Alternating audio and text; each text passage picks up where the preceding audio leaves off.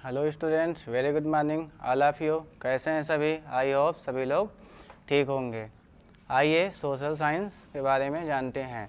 ठीक है, सबसे पहले कुछ बच्चे क्लासेस को मिस कर देते हैं। क्लास प्लीज़ मिस ना किया करें, ठीक है, क्योंकि क्लासेस मिस करेंगे तो अच्छा नहीं रहेगा। ठीक है, इसके लिए करना क्या है? सबसे पहले आपको क्या करना है, यूट्यूब पर जाना है। और यूट्यूब पर जाने के बाद क्या करना है आपको? यूट्यूब पर जाने के बाद क्या करना है आपको? सर्च बटन पर क्लिक करना है। और सर्च बटन पर क्लिक करने के बाद आपको study with Manoj Sahu type करना है। जब आप study with Manoj Sahu type करेंगे तब क्या मिलेगा कि आपको कुछ इस प्रकार की विंडो आपको मिलेगी। उसके बाद क्या है कि इस विंडो पे आपको सबसे पहले क्या करना है, क्लिक करना है, इंटर बटन दबाना है। तो आपको क्या मिलेगा, कुछ इस प्रकार की विंडो ओपन हो जाएगी। और जब ये विंडो ओपन हो जाएगी तो यहाँ पे आपको क्या करना है, सब्सक्राइब बटन पर क्लिक कर देना है। सब्सक्राइब कर लेंगे तो आपको सारी क्लास का नोटिफिकेशन मिलता रहेगा। और उसके बाद क्या है कि सब्सक्राइब करने के बाद कुछ इस प्रकार का होम पेज ओपन होगा और यहाँ पे सारी वीडियोस आपको मिलती रहेगी। उसके बाद आपको प्लेलिस्ट पे क्लिक करना है। प्लेलिस्ट पर आपको पूरा क्लास वाइज शेड्यूल पूरा मिल जाएगा। ठीक है, क्लास वाइज जब शेड्यूल मिल जाएगा तो आप उसको चैप्टर वाइज पूरा शेड्यूल आप देख सकते हैं। ठीक है, चैप्टर वाइज शेड्यूल देखेंगे तो क्या हो जाएगा, चैप्टर वाइज शेड्यूल देखने के लिए आपको कुछ जिस क्लास में देखना है उस क्लास पे आप क्लिक करेंगे। जो मैंने यहाँ पे चैप्टर 9 का लगाया हुआ है, 9 का देखिए पूरा चैप्टर 1 चैप्टर 2 शेड्यूल मिल रहा है। ठीक है, और उसके बाद ओपन करेंगे तो आपको ये ओपन हो जाएगा और ये क्लासेस रन कर रहे हैं। आई बात समझ में? ठीक है, उसके बाद चलिए आइए देखते हैं चैप्टर अपना सेकंड चैप्टर फर्स्ट हिस्ट्री हो चुका है। जो बच्चे वीडियोज़ नहीं देखे हुए हैं वो प्रीवियस वीडियो देख लेंगे। और कोई दिक्कत आती है तो आप कमेंट बॉक्स में क्वेश्चन लिखिए और उसका क्वेश्चन का सलूशन आपको नेक्स्ट लेक्चर में बता दिया जाएगा। ठीक है, सेकंड चैप्टर अपना है, काफ़ी लेंदी है ये चैप्टर, लेकिन अब कवर करना है टू पार्ट में कवर करेंगे। हाफ आज हो जाएगा और हाफ जो है नेक्स्ट लेक्चर में हो जाएगा। ठीक है, क्या यहाँ पे व्यापार से साम्राज्य तक कंपनी की सत्ता स्थापित होती है। क्या कह रहा है कि पहले ईस्ट इंडिया कंपनी व्यापार के उद्देश्य से 1600 ईस्वी में अपने भारत आती है। बाद में क्या होता है कि ये व्यापार करने के साथ साथ जो है क्या होता है, यहाँ पे राज्य भी करने लगती है। ठीक है, तो वही यहाँ पे बता रहा है। आपको यहाँ पे विधिवत जानना है, डिटेल से सारा चीज़ें मैंने लगा के रखा हुआ है आपको पहले से। कह रहा है कि मुग़ल बादशाह में औरंगजेब आखिरी शक्तिशाली शासक बादशाह थे। उन्होंने वर्तमान भारत के एक बहुत बड़े हिस्से पर नियंत्रण स्थापित कर लिया था।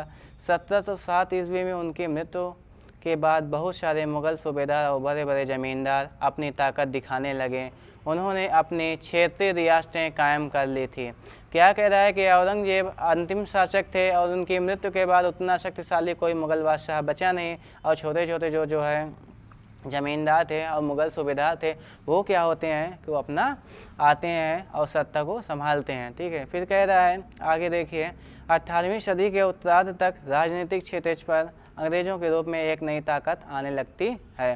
क्या कह रहा है कि अंग्रेज़ भी बाद में आने लगते हैं। उसके बाद क्या होता है कि कह रहा है कि औरंगजेब के बाद कोई मुग़ल बादशाह इतना ताकतवर ना हुआ था कि इतना ताकतवर तो नहीं हुआ, लेकिन एक प्रतीक के रूप में मुग़ल बादशाह को महत्व बना हुआ था। जब 1857 में ब्रिटिश शासन के विरुद्ध भारतीय विद्रोह शुरू हो गया तो विद्रोहियों ने मुग़ल बादशाह बहादुर शाह जफ़र को अपना नेता मान लिया था। क्या कह रहा है कि उस टाइम अकेले नेता बहादुर शाह जफ़र बचे हुए थे, मुग़ल बादशाह उनके पास ही औरंगजेब जैसा ताकत थी। बाद में कह रहा है कि जब विद्रोह कुचल दिया गया तो कंपनी ने बहादुर शाह जफ़र को देश छोड़ने के लिए मजबूर कर दिया और उनके बेटों को जफ़र के सामने ही मार डाला था। क्या कह रहा है कि वही कंपनी जो व्यापार के उद्देश्य से आती है बाद में धीरे धीरे सत्ता स्थापित कर लेती है और बहादुर शाह जफ़र को हरा देती है और उनके बेटों को उनके सामने ही मार डालती है। आई बात समझ में? उसके बाद क्या कह रहा है कि पूर्व में ईस्ट इंडिया कंपनी का आना। अब यहाँ पे देखिए कि कंपनी भी आ रही है। ठीक है, अब कंपनी का आगमन और कैसे व्यापार होता है और कैसे फिर राज्य स्थापित होता है, सत्ता हासिल होती है, समझिए यहाँ पे सभी चीज़ें डिटेल से लगा हुआ है। आप समझने की कोशिश कीजिए, सब समझ में आ जाएगा। सन 1600 ईस्वी में ईस्ट इंडिया कंपनी ने इंग्लैंड की महारानी एलिजाबेथ प्रथम से चार्टर अर्थात इजाज़तनामा हासिल कर लिया, जिससे कंपनी को पूर्व से व्यापार करने की एकाधिकार मिल गया। इसका क्या मतलब हुआ कि महारानी एलिजाबेथ ने यह अधिकार दे दिया कि ठीक है, आप जाइए पूर्व से व्यापार कीजिए। और एकाधिकार का मतलब क्या हुआ कि यहाँ पे कोई प्रतिद्वंदी कंपनी अभी नहीं थी, कोई दूसरा देश नहीं आया था। आई बात समझ में? तो पूरी तरह से व्यापार होने लगता है। उसके बाद क्या कह रहा है आगे देखिए कि जब तक इंग्लैंड के जहाज़ अफ्रीका के पश्चिमी तट तक पहुँचे हुए केप ऑफ गुड्स होकर चक्कर लगाकर हिंद महासागर पार करते हैं, तब तक पुर्तगालियों ने भारत के पश्चिमी तट पर अपनी उपस्थिति दर्ज करा ली। क्या कह रहा है कि जैसे जैसे इंग्लैंड के व्यापारी यहाँ पे आ रहे हैं, उधर पुर्तगाल के भी लोग भारत आ चुके हैं। अब वास्को डी गामा का नाम सुना होगा, नहीं सुने होंगे तो फिर से जान लीजिए कि वास्को डी गामा क्या एक पुर्तगाली नाविक था जो व्यापार के उद्देश्य से निकल पड़ा था अपने समुद्री जहाजी बेड़े के साथ और 1498 ईस्वी में गोवा में कालीकट नामक बंदरगाह पे पहुँच आया। ठीक है, उसके बाद क्या है कि कुछ समय बाद डच एवं फ्रांसीसी व्यापारी भी सामने आ गए। क्या कह रहा है कि धीरे धीरे डच भी आ गए और फ्रांसीसी व्यापारी भी भारत में आ गए। मतलब कि यहाँ पे हर देशों से व्यापारी क्यों आए, ये भी एक बहुत बड़ा क्वेश्चन बनता है, क्योंकि यहाँ पे जो है क्या था, खादी कपड़े और जो है कपास का उत्पादन अधिक था और यहाँ पे मिर्च मसाले ये सब की खेती बढ़िया होती थी। भारत को पहले गोल्डन बर्ड, सोने की चिड़िया के नाम से पुकारा जाता था। ठीक है, तो इस तरह से क्या है कि जो है इंग्लैंड भी आया और उधर पुर्तगाल भी आया और इधर जो है अपना क्या कुछ समय बाद फ्रांसीसी और डच भी अपने यहाँ आने लगे। ठीक है, फिर कह रहा है आगे समझिए, यूरोप के बाज़ारों में भारत के बारीक सूती कपड़े और रेशम की ज़बरदस्त मांग थी। इसके अलावा काली मिर्च, लौंग, इलायची और दालचीनी की भी ज़बरदस्त मांग थी। यहाँ पे क्या कह रहा है कि मिर्च मसालों की यूरोप के बाज़ार में काफ़ी अच्छी मांग थी और यहाँ पे सस्ते दाम पे ले जाते थे और अपने यहाँ यूरोप में महंगे दामों पर बेचा करते थे। आई बात समझ में? नेक्स्ट क्या कह रहा है, ईस्ट इंडिया कंपनी बंगाल से व्यापार शुरू करती है। ठीक है, ईस्ट इंडिया कंपनी जब आती है तो वो पश्चिम बंगाल से व्यापार को अपना शुरू करती है। ठीक है, कलकत्ता शहर से।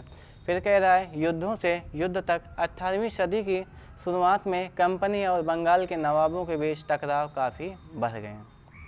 ठीक है, क्या कह रहा है कि कंपनी व्यापार करते थे और टैक्स कम देना चाहती थी, जिस खातिर बंगाल के नवाब और कंपनी के अफसरों के बीच टकराव बढ़ गए। ठीक है, सबसे पहला आपका दिखा रहा है प्लासी का युद्ध। प्लासी के युद्ध में क्या कह रहा है कि सन 1756 में अली वर्दी खान की मृत्यु के बाद सिराजुद्दौला बंगाल के नवाब बने। कंपनी सिराजुद्दौला के प्रतिद्वंदियों को नवाब बनाने में असफल रही। जवाब में सिराजुद्दौला ने हुक्म दिया कि कंपनी उनके राज्य में हस्तक्षेप करना बंद कर दे। क्या कह रहा है यहाँ पे, कंपनी चाहती थी कि सिराजुद्दौला का कोई प्रतिद्वंदी, मतलब कि प्रतिस्पर्धा करने वाला कोई अपोजिट पर्सन जो है नवाब बने, जिससे कि कंपनी की मांग को वो स्वीकार करता रहे और नवाब सिराजुद्दौला कंपनी की मांग को स्वीकार करने के लिए तैयार न थे और कंपनी के अफसरों से कहा कि हस्तक्षेप करना बंद कर दीजिए। फिर क्या होता है कि इसके बदले जो है क्या होता है कि जब दोनों पक्ष पीछे हटने को तैयार नहीं थे तो अपने 30,000 सिपाहियों के साथ नवाब ने कासिम बाज़ार में स्थित इंग्लिश फैक्ट्री पर हमला बोल दिया और कंपनी के अफसरों को गिरफ्तार कर लिया गया और गोदाम में तालाबंदी कर ली गई। क्या कह रहा है कि जब कंपनी के अफसर हस्तक्षेप करना नहीं बंद किए हैं तब क्या होता है कि जो है नवाब सिराजुद्दौला अपने सैनिकों के साथ जो है क्या करते हैं, कासिम बाज़ार में हमला बोल देते हैं और जो है कंपनी के अफसरों को गिरफ्तार भी कर लेते हैं और तालाबंदी कर दी जाती है गोदाम में। ठीक है, फिर कह रहा है कलकत्ता के हाथ से निकल जाने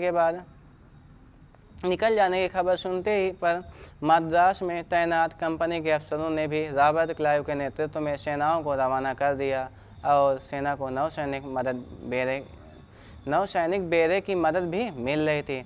क्या कह रहा है कि जब कलकत्ता जो है अंग्रेज़ों के बंधन से मुक्त हो जाता है, वो क्योंकि बंगाल के नवाब की बात हो रही थी, बंगाल में आपको पता है पश्चिम बंगाल में ही कलकत्ता है, कलकत्ता में सबसे पहले व्यापार ईस्ट इंडिया कंपनी ने शुरू किया था। ठीक है। तब जब जो है यहाँ से कलकत्ता उनके दायरे से निकल जाता है, तब उनको ये होश आता है कि अरे ये कैसे हुआ। तब क्या होता है कि जो है रॉबर्ट क्लाइव के नेतृत्व में, रॉबर्ट क्लाइव कौन है, अंग्रेज हैं, रॉबर्ट क्लाइव के नेतृत्व में जो है युद्ध शुरू हो जाता है। ठीक है। प्लासी के मैदान में सिराजुद्दौला के खिलाफ कंपनी की सेना का नेतृत्व किया कौन, रॉबर्ट क्लाइव। कह रहा है कि आखिरकार 1757 में रॉबर्ट क्लाइव ने प्लासी के मैदान में सिराजुद्दौला के खिलाफ कंपनी की सेना का नेतृत्व किया। ठीक है। उसके बाद नेक्स्ट क्या कह रहा है कि नवाब की हार उसके सेनापति मीर जाफ़र की कारगुजारियाँ थी। इसका क्या मतलब हुआ कि जो मीर जाफ़र थे वो बहुत बड़े सेनापति थे और उनको जो है अंग्रेज अफसरों ने अपनों में मिला लिया था, जिस खातिर नवाब सिराजुद्दौला के साथ मीर जाफ़र अहम भूमिका नहीं निभाई, जिससे नवाब सिराजुद्दौला की हार हो जाती है और बाद में मीर जाफ़र को नवाब बना दिया जाता है। ठीक है। आई बात समझ में।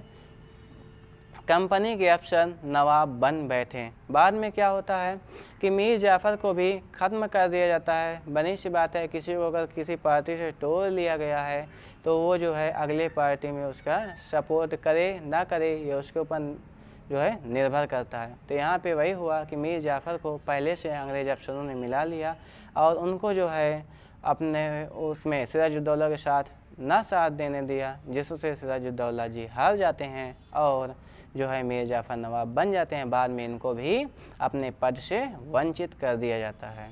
आई बात समझ में। आगे कह रहा है कंपनी का फैलता शासन। अब देखिए कि कंपनी का शासन फैलता चला जा रहा है।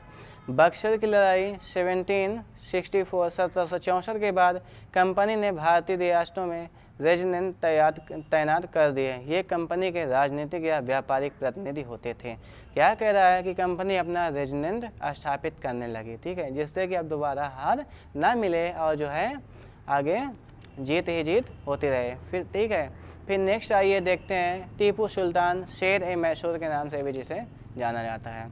हैदर अली 1761 से 1782 के बीच शासन करते हैं और क्या कह रहा है कि उनके विख्यात पुत्र टीपू सुल्तान 1782 से 1799 तक। ठीक है। जैसे शक्तिशाली शासकों के नेतृत्व में मैसूर काफ़ी ताकतवर हो चुका था।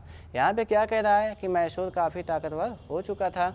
मालाबार तट पर होने वाले व्यापार मैसूर रियासत के नियंत्रण में था, जहाँ से कंपनी काली मिर्च और इलायची खरीदती थी और 1785 में टीपू सुल्तान ने इनके निर्यात पर रोक लगा दी थी। क्या कह रहा है कि जब मालाबार तट टीपू सुल्तान के दायरे में है तो वो वहाँ से कंपनी को काली मिर्च है, इलायची है, ये सब सामान लेना बंद कर दिया, जिससे टीपू सुल्तान से भी अंग्रेज अधिकारी क्या हुए, जो है क्रोधित हो गए। उसके आगे बाद में क्या कह रहा है कि टीपू सुल्तान ने फ्रांसीसी व्यापारियों से घनिष्ठ संबंध विकसित किए और जो है उनकी मदद से अपनी सेना का आधुनिकीकरण किया। क्या कह रहा है कि टीपू सुल्तान जो है फ्रांस से जो है क्या करते हैं, अपना व्यापारिक संबंध स्थापित करते हैं और वहाँ से अपनी सेनाओं का जो है आधुनिकीकरण प्रारंभ कर देते हैं। आई बात समझ में। फिर कह रहा है सुल्तान के इन कदमों से अंग्रेज आग बबूला हो गए। श्रीरंगपट्टनम की आखिरी जंग में कंपनी को सफलता मिली। अपनी राजधानी की रक्षा करते हुए टीपू सुल्तान मारे गए। इसके साथ ही मैसूर का भी सहायक संधि थोप दी। अंग्रेज़ों ने क्या किया, टीपू सुल्तान को भी हरा दिया और बाद में क्या हुआ कि जब जिनसे ये नहीं जीत पाते थे तो उन पर सहायक संधि लगा देते थे और सहायक संधि से क्या करते थे कि पूरा राज्य में कब्जा कर लिया करते थे। आई बात समझ में। तो यहाँ से टीपू सुल्तान का भी राज्य क्या होता है, ख़त्म हो जाता है। ठीक है। उसके बाद जो है ये चैप्टर आज तक इतना एक पार्ट हो चुका है, इसका हाफ पार्ट जो है नेक्स्ट डे हो जाएगा। आज तक के लिए बस इतना ही। Thank you, bye bye.